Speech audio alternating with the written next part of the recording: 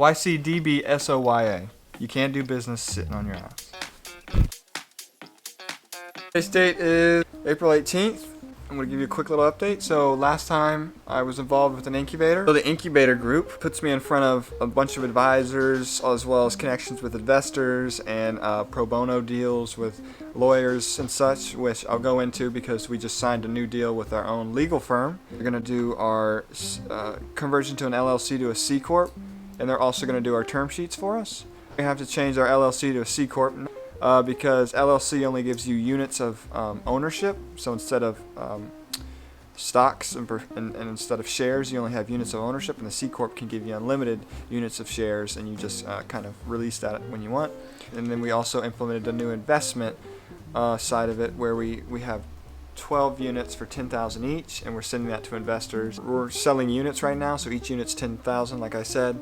There's 12 units, so it'll be a total of $120,000, and with that money, we're going to put it towards the development process. UNF, we also got involved with, like I said, in the incubator, and they said they could, they want to see if we can get students from UNF to work with us and to kind of build the UI and UX of the platform, not the algorithm, but that part. And then maybe in the future they could become like employees or vesting employees in the design process, which is really good because we'll already have their loyalty and work ethic. So we'll kind of start them on a couple projects, see how they do, and then come back to that. And we've had a few meetings with some high people in the business world, and they've talked to us, really excited about the venture. In the beginning stages, it took me a while to convey the vision, and a lot of people questioned it. But the more I'm talking, the more basically the more you talk about it, the quicker that aha moment comes. What's more helped my pitch is just listening to podcasts, listening to other people speak, and it becomes so easy to do, and it's just second nature. We just switched over from some random email client to Google Workspace. It's really nice for us. We've been getting a lot of work done on the technical side of things. We've also been really progressing with investment.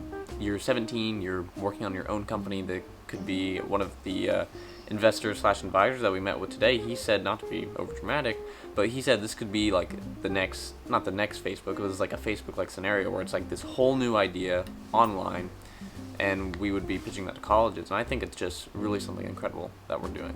We're going to be working on the pitch deck this weekend. It's basically a PowerPoint, 10 slides, giving investors and other people who are interested in the app sort of a summary of the app and get a general idea of it before we go into more detail with it. We're also going to be working on our breakthrough meeting with our legal team to help us convert to the Delaware C Corp Lyman was talking about and come up with term sheets for our investors.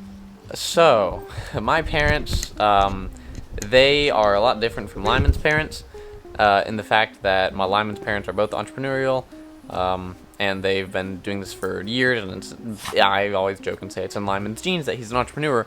My parents, my mom especially, went to high school, did well in high school, went to college, did a lot of work in college. They believe in perspective, are very, very cautious, because my mom is like, this could fail at any moment, any second, and you're not going to have anything to fall back on. They're a lot more hesitant, I guess, and they're helping out. My dad's hooking me up with some connections, and I think it's going really well. Advice I would give is go all in. Who really cares if it fails? Don't half-ass it, or don't ever think of plan B. I don't know, I don't think of plan B, so maybe it's good that kid thinks of plan B. Your plan A's are going to be throughout the whole life. Like maybe one may fail, but you have another plan A. Here's one thing that I heard about kind of free speech. It's just a little nugget. This is from it's called A Man for All Seasons. You'd give the devil the benefit of the law. Yes, what would you do? Cut a great road through the law to get after the devil? I'd cut down every law in England to do that. Oh, and when the last law was down and the devil turned round on you, where would you hide? Robert, the laws all being flat.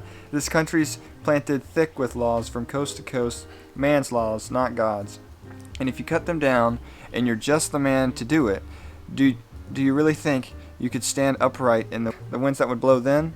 Yes, I'd give the devil benefit of the law for my own safety's sake.